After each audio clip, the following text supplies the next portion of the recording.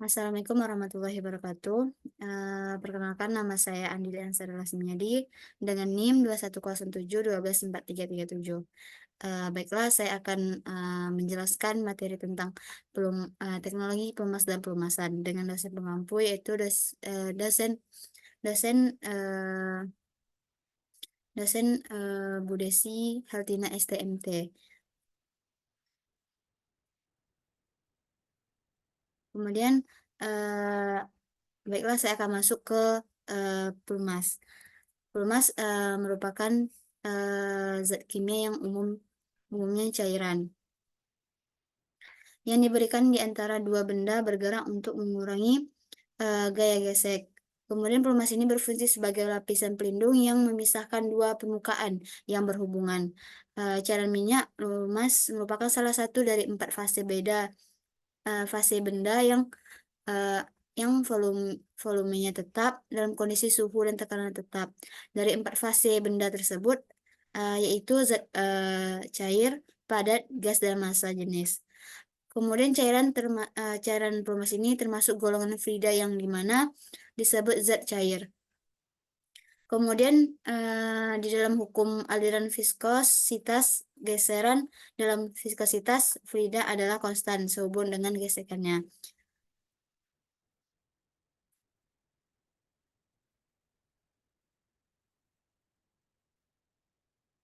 Kemudian sejarah pada pelumas. Sejarah pada pelumas itu digunakan sejak 4000 eh, 4000 Masehi. Di sebelum Masehi di daerah Mesopotamia, di mana daerah tersebut adalah merupakan salah satu pusat peradaban dunia yang paling awal sebelum Masehi untuk bantalan sederhana. Kemudian di Mesir pada tahun 1400 sebelum Masehi digunakan pada roda kereta atau kendaraan perang yang digunakan pelumas campuran yang berasal dari campuran lemak hewan dan minyak nabati. Kemudian peradaban pada Yunani sampai Romawi untuk roda gigi, derek, dan bantalan pada bola dan roll. Di Inggris pada abad 18, sekitar tahun 1760 Masehi, ketika revolusi industri berlangsung selama 80 tahun, menggunakan minyak nabati seperti sawit, zaitun, kacang tanah, dan minyak hewani seperti lemak babi, lemak sapi, sperma ikan paus, dan pelumas padat atau semi, yaitu grafit, tel, gemuk dari soda, dan minyak hewani ditambah kapur. Kemudian di Kanada, Rusia, dan Romania pada tahun 1852, abad 19, pelumas sudah menggunakan minyak bumi. Kemudian di Indonesia, awal produksi sudah menggunakan minyak bumi. Pada abad 20, peningkatan mutu pelumas digunakan untuk kebutuhan eh, per- perkembangan. Untuk kebutuhan perkembangan eh, motor atau sepeda motor salah satunya otomotif. Kemudian pada tahun 1905 didirikan SAE yaitu Society of Engineer di New York. Kemudian didefinisikan pelumas dan pelumasan. Pelumasan adalah metode yang digunakan untuk mengurangi gesekan atau keausan dan panas dari bagian mesin yang bergerak relatif satu terhadap lainnya. Kemudian eh, klasifikasi kekentalan oleh SIO, yaitu International Organization of Standard National. Pada suhu mesin, yaitu menggunakan tinggi kekentalan oli cenderung turun dari oli mengalami pemuaian volume. Sebaliknya, bila suhu mesin rendah, maka kekentalan oli cenderung meningkat dan oli mengalami penyusutan volume. Oli mengalami perubahan bila terjadi perubahan temperatur volume. Suatu zat berhubung dengan besarnya massa jenis zat tersebut. Jika volume tergantung pada temperatur, maka massa jenis juga tergantung pada temperatur. Kemudian jenis-jenis pelumas yaitu ada beberapa. Yang pertama itu pelumas mineral, di mana pelumas mineral ini berasal dari minyak bumi. Uh, Mineral yang terbaik digunakan untuk pelumas pelumas adalah pelumas mesin diesel otomotif, kapal, dan industri. Kemudian, yang kedua yaitu pelumas nabati. Pelumas nabati ini untuk, digunakan maksudnya maaf, pelumas nabati ini terbuat dari bahan lemak binatang atau tumbuh-tumbuhan. Sifatnya penting, yang dipunyai pelumas nabati ini ialah bebas sulfur dan belerang. Kemudian, eee, tidak tahan pada suhu tinggi.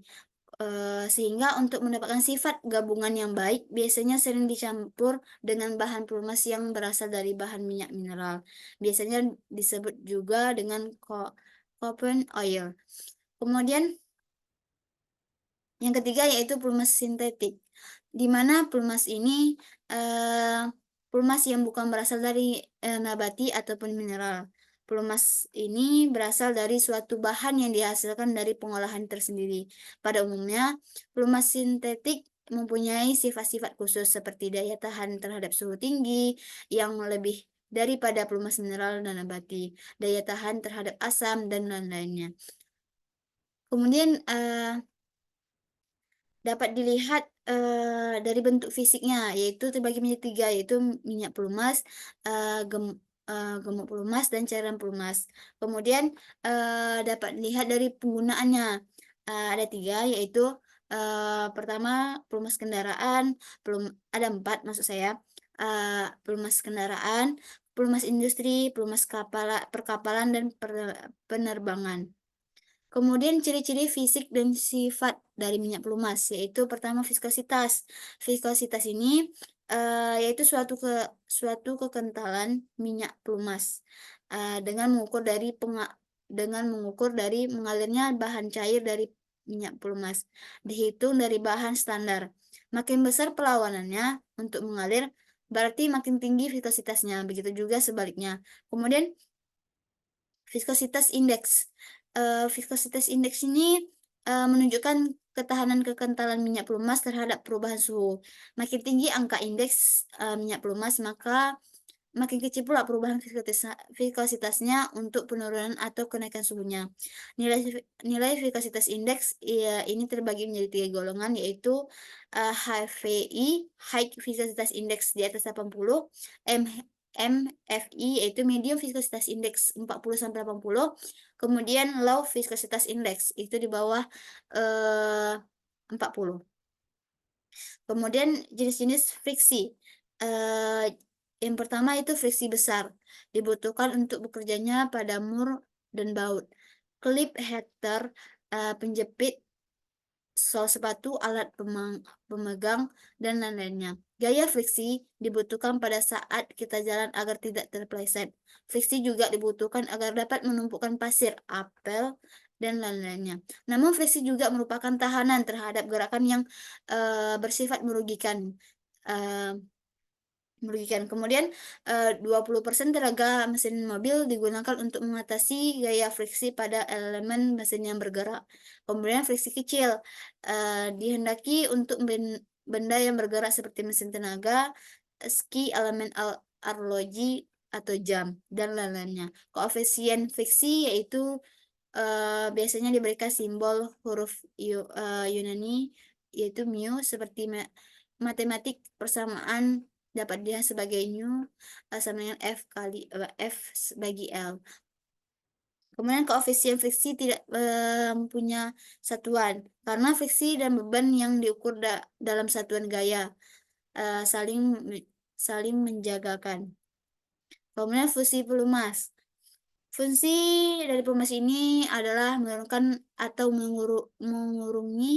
mengurangi terjadinya kehausan antara bagian-bagian yang saling bergesekan, sehingga dapat meningkatkan output tenaga dan lifetime dari mesin. Bila mesin pelumas kurang baik, maka dapat mengakibatkan kehausan dan kerusakan pada mesin. Fungsi pelumas itu adalah terbagi menjadi 9,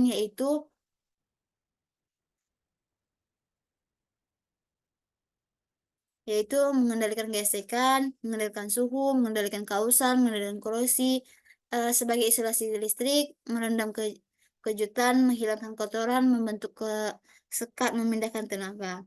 Kemudian Pelumas, grisi atau gemuk. Pelumas gemuk ini adalah produk padat agar, eee, pelumas, grisi adalah, produk padat agak cair, umumnya tersusun dari minyak dan sabun disimpan metode lain membuat gemuk. Kandungan minyak umumnya antara 75 sampai, 95%. Gemuk lebih tahan karat, tahan oksidasi, dan tahan udara lembab. Gemuk bantalan mempunyai struktur halus atau butiran, sedangkan gemuk roda gigi, ulet dan berserabut. Untuk roda gigi harus mempunyai eksi eksi yang kuat pada logam sehingga tidak terlempar keluar dari antara gigi-gigi. Gemuk roda gigi pada kontak roda gigi yang tidak tertutup agar, cairan sehingga gemuk dapat kembali pada semula. Kemudian sesuai dengan, jenis logam yang digunakan untuk pelumas, kita bedakan gemuk sebagai berikut, yaitu pertama gemuk sabun kalsium, atau gemuk kapur. Gemuk ini tahan air tetapi tidak tahan dengan suhu tinggi. Titik tetesnya terletak pada 90 sampai 150 derajat Celcius. Gemuk sabun kalsium digunakan untuk, pelumas umum, terutama pada bantalan peluncur atau luncur. Kemudian, yang kedua gemuk sabun natrium atau gemuk soda. Gemuk ini tidak tahan air, akan tetapi tahan pada suhu tinggi. Tetapi tetesannya terletak pada 150 sampai 230 derajat Celcius. Gemuk sabun natrium digunakan untuk pelumas bantalan, peluru, dan bantalan dinding. Kemudian, gemuk sabun aluminium. Gemuk ini tahan air akan tetapi tidak tahan dengan suhu tinggi. Titik tetesnya terletak pada 90 derajat Celcius. Gemuk ini sesuai dengan, penggunaannya khusus yang memerlukan perlawanan terhadap daya lempar keluar. Kemudian gemuk sabun litium. Gemuk ini tahan air dan tahan suhu tinggi. Titik tetesnya terletak pada 180 derajat Celcius. Gemuk sabun litium digunakan sebagai gemuk serbaguna, yang berarti bahwa gemuk ini dapat digunakan untuk banyak macam yang diperlukan. Kemudian gemuk basa campuran. Gemuk ini mengandung sabun kalsium dan sabun natrium. Sifat gemuk ini berada di antara sifat sabun kalsium dan sifat sabun natrium. Gemuk basa campuran digunakan sebagai gemuk serbaguna, akan tetapi tidak mungkin di tempat, yang ada air. Suhu kerja maksimal kira-kira 40 derajat Celcius, lebih rendah daripada titik tetesnya. Kemudian eee, pelumas adiktif adalah pelumas, atau oli yang merupakan zat yang diformulasikan untuk meningkatkan sifat kimia dan fisik dari bahan dasar pelumas, yaitu mineral, sintesis hayati, dan hewani, yang menghasilkan peningkatan kerja pelumas dan memperpanjangkan umur pakai dari pelumas dan komponen yang terlumasi.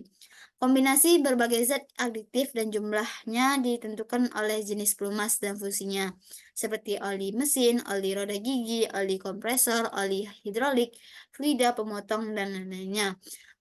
Dan dalam kondisi pengoperasian spesifik seperti suhu, beban, kelembaban, bahan, bagian-bagian mesin, lingkungan, dan lain sebagainya. Kemudian jumlah adiktif yang terkandung dalam suatu pelumas bisa mencapai 30%, tergantung pada fungsi dan kegunaan dari pelumas itu sendiri. Kemudian sifat dari aditif, yaitu pertama melarut di dalam produk minyak dasar mineral dan minyak dasar sintesis. Kemudian tidak larut dan tidak bereaksi dengan pelarut yang mengandung air. Kemudian memiliki ciri warna, penguapan rendah, stabilitas, kompatibilitas, fleksibilitas, dan tidak memiliki bau yang mengganggu. Aktivitas dapat dikendalikan. Kemudian zat aktif, anti-aus, yaitu berfungsi mencegah kontak antara logam secara langsung pada bagian-bagian mesin ketika terdapat kerusakan pada film oli. Adiktif anti aus ini untuk mencegah gesekan dan keausan permukaan mesin. Penggunaan zat adiktif anti aus pada pelumas menghasilkan masa pakai dan komponen yang lebih lama dari ketahanan aus yang lebih tinggi dari komponennya. Kemudian mekanisme zat adiktif anti aus yaitu zat adiktif akan bereaksi dengan logam pada permukaan bagian dan membentuk film atau lapisan untuk memungkinkan dapat meluncur di atas permukaan yang bergesekan. Bahan-bahan berikut ini digunakan sebagai zat adiktif anti aus pada pelumas yaitu zinc diktiophosphate, ZDDP, dan TCP. Kemudian zat adiktif tekanan ekstrim, di mana mencegah kondisi tekanan tinggi yang disebabkan oleh kontak antara logam secara langsung pada bagian komponen yang bekerja di bawah beban. Kemudian mekanis adiktif tekanan ekstrim mirip dengan adiktif anti aus, yaitu zat adiktif akan membentuk lapisan pada permukaan. Lapisan tersebut akan melindungi permukaan satu komponen dari kontak secara langsung dengan bagian komponen lainnya, yang secara langsung mengurangi keausan dan scrolling. Bahan-bahan yang digunakan dalam zat adiktif tekanan ekstrim pada pelumas yaitu parafin, terkolorinasi, lemak belerang, ester, dan lain-lainnya. Kemudian penghambat karat dan korosi merupakan pelumas yang merupakan zat adiktif yang membentuk lapisan pelindung pada permukaan komponen yang berfungsi mengurangi laju korosi. Kemudian inhibitor juga menyerap pada permukaan logam dan membentuk lapisan film yang melindungi komponen atau mesin dari reaksi dengan oksigen, air, dan zat aktif kimia lainnya. Bahan-bahan yang digunakan dalam inhibitor karat dan korosi pada pelumas yaitu senyawa alkali asam, organik ester, dan turunan asam amino. Kemudian antioksidan. Minyak mineral akan bereaksi dengan oksigen dari asam organik berbentuk udara. Pada produk reaksi oksidasi tersebut akan menyebabkan peningkatan viskositas pada minyak, pembentukan lumpur, korosi logam, dan busa. Antioksidan berfungsi mencegah terjadinya proses oksidasi pada molekul pelumas. Lalu ada deterjen untuk menjaga permukaan logam bebas dari kotoran. Kemudian antioksidan merupakan zat adiktif pada pelumas yang berfungsi sebagai penghambat laju oksidasi minyak pada pelumas. Sebagian besar pelumas mengandung zat adiktif pada antioksidan. Bahan-bahan yang digunakan dalam zat adiktif antioksidan pada pelumas yaitu alkil sulfida, sulfida aromatik, amina aromatik. Kemudian deterjen. Deterjen merupakan zat adiktif pada pelumas yang berfungsi untuk menetralkan asam kuat yang terdapat pada pelumas. Misalnya asam sulfat, asam nitrat yang dihasilkan oleh mesin pembakaran internal pada proses pembakaran dan menghilangkan produksi netralisasi pada permukaan logam. Selain itu, deterjen juga membentuk lapisan film pada permukaan komponen yang berfungsi untuk mencegah endapan kotoran pada suhu tinggi. Kemudian bahan-bahan yang digunakan dalam deterjen yaitu fenolat, sulfonat, fosfonat, dan dari unsur alkali dan alkali tanah seperti kalsium, magnesium, natrium, dan barium. Kemudian dispersan. Dispersan merupakan zat aktif pada pelumas yang berfungsi menjaga partikel asing tetap berada di dalam pelumas dengan bentuk terdispersi, di mana terbagi halus dan merata pada seluruh pelumas. Partikel asing tersebut dapat berupa endapan, kotoran, produksi oksidasi, air, dan lain sebagainya. Adiktif di persen bertujuan mengendalikan dan membawa kotoran agar terdispersi merata dalam pelumas. Kemudian titik tuang depresan.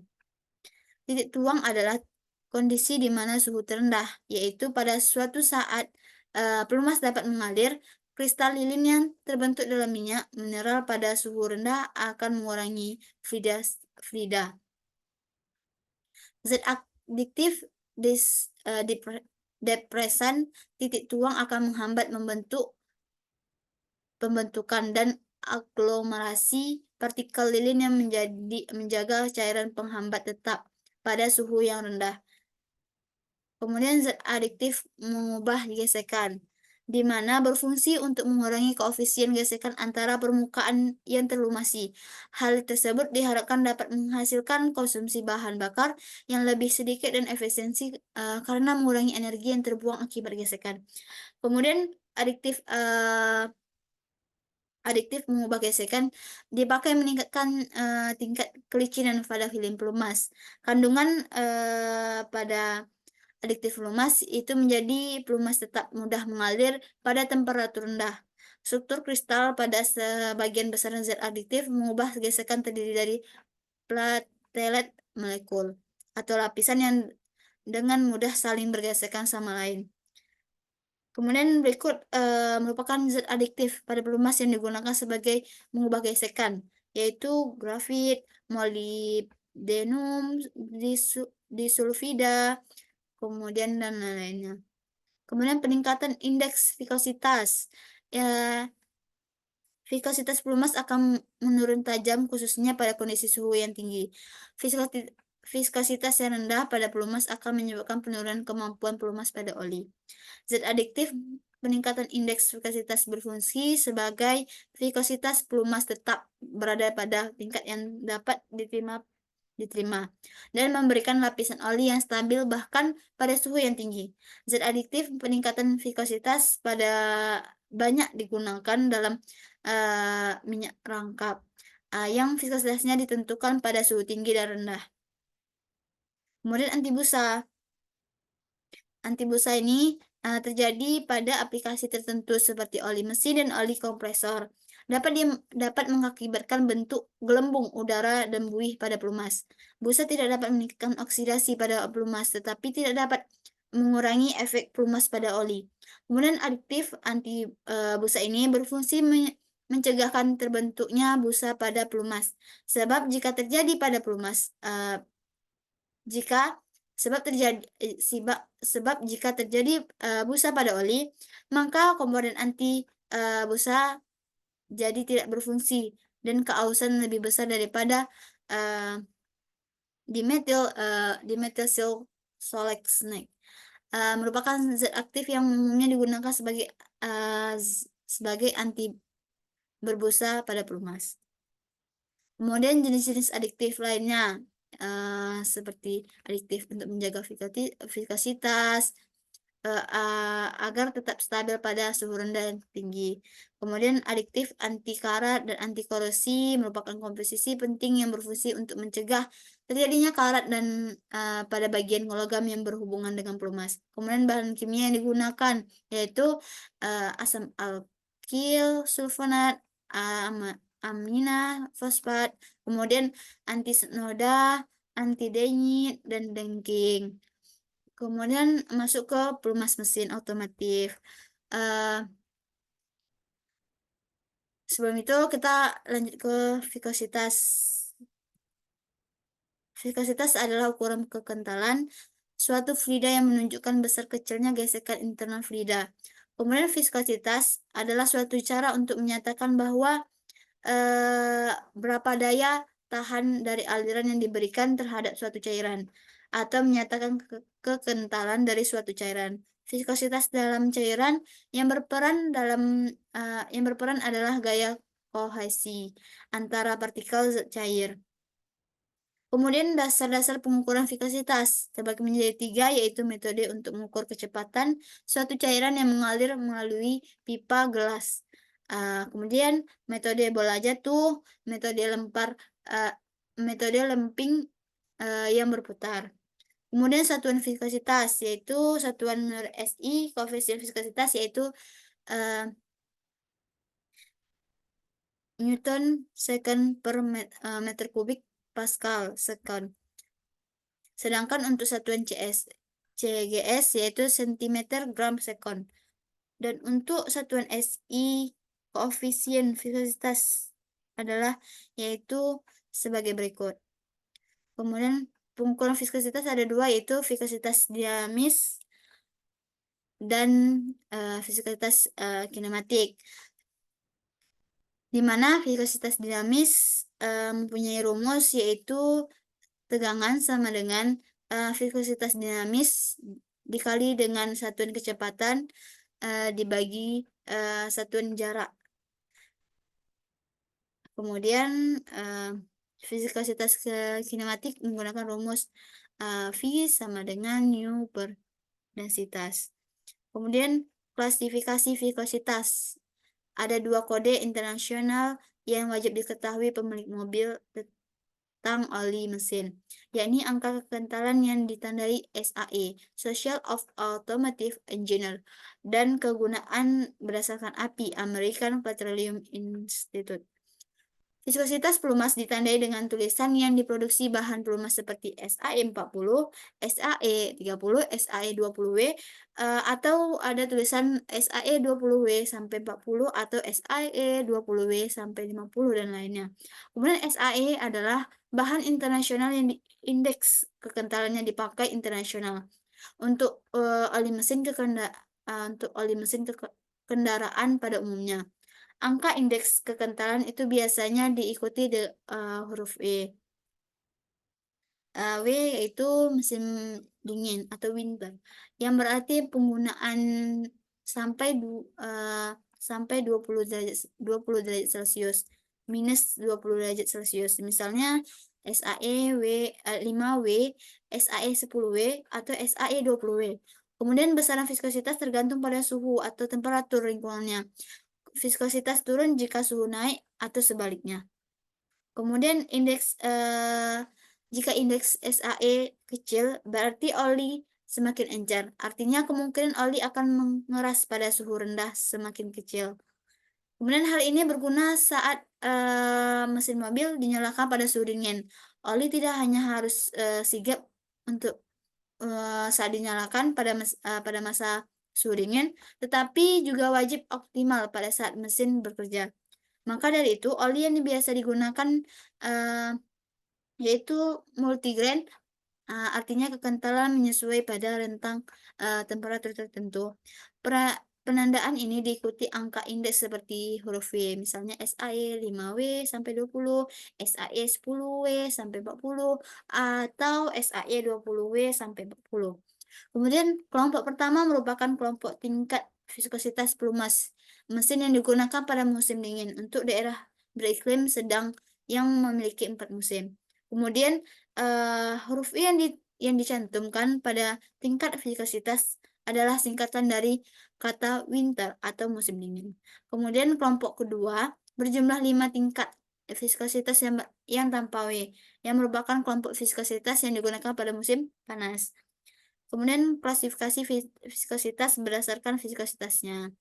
Kekentalan minyak pelumas dinyatakan dalam nomor SAE, Social of Automotive Engineer. Semakin besar nilai SAE, maka minyak pelumas tersebut lebih kental. Oli monograde, yaitu oli indeks kekentalannya dinyatakan hanya satu angka. Oli multigrade, yaitu oli yang indeks kekentalannya dinyatakan dan lebih dari satu angka. Kemudian pelumas tingkat jamak atau multigrade, yaitu pelumas umumnya mempunyai satu tingkat viskositas dari SAE seperti SAE 5W, SAE 30 dan lain-lainnya. Kemudian pelumas yang hanya memiliki satu tingkat viskositas ini disebut sebagai pelumas tingkat tunggal atau single grain, di mana pelumas yang didapat melayani mesin dari suhu lingkungan rendah di musim dingin sampai dengan suhu lingkungan yang tinggi di musim panas. Hal ini diperlukan jenis pelumas yang memiliki lebih dari satu tingkat klasifikasi viskositas. Jenis ini disebut sebagai tingkat jamak. Tingkat jamak. Di tingkat jamak. Tingkat jamak disebut multigrain oil. Pelumas multigrain mempunyai tanda seperti SAE5W sampai 30, SAE20W sampai 40, dan lain-lainnya. Kemudian klasifikasi kerja API. Eee, Klasifikasi kerja API, viscositas, pelumas ini juga diklasifikasikan dalam kinerjanya atau performanya. Klasifikasi API bekerjasama dengan American Social for Testing at Material atau ASTM dari Amerika. Kemudian pengklasifikasikan ini dilakukan karena klasifikasi pelumas menurut viscositasnya tidak cukup. Karena dengan peningkatan teknologi mesin otomotif yang memberikan pengaruh bertambah berat kondisi kerja yang harus dilayani oleh pelumas. Kemudian klasifikasi API menjadi dua, yaitu klasifikasi pada mesin bensin dan klasifikasi API pada mesin diesel. Di mana klasifikasi pada mesin bensin atau gasoline engineer itu untuk kendaraan yang bertahan pada mesin bakar untuk kendaraan yang berbahan bakar bensin, pelumas bisa menggunakan kode yang berawal dari huruf S. Kepanjangan dari kata spark yang berarti perking percikan api. Kemudian klasifikasi api untuk mesin diesel atau diesel engineer. Kemudian mesin ini mempunyai kompresi yang sangat tinggi dan tekanan di dalamnya besar serta membutuhkan tenaga yang besar untuk dipakai menggerakkan komponen-komponennya. Kemudian untuk itu oli mesin, untuk diesel lapisan filmnya harus lebih kuat. Sekian dari saya presentasinya, saya ucapkan terima kasih, saya tutup. Wassalamualaikum warahmatullahi wabarakatuh.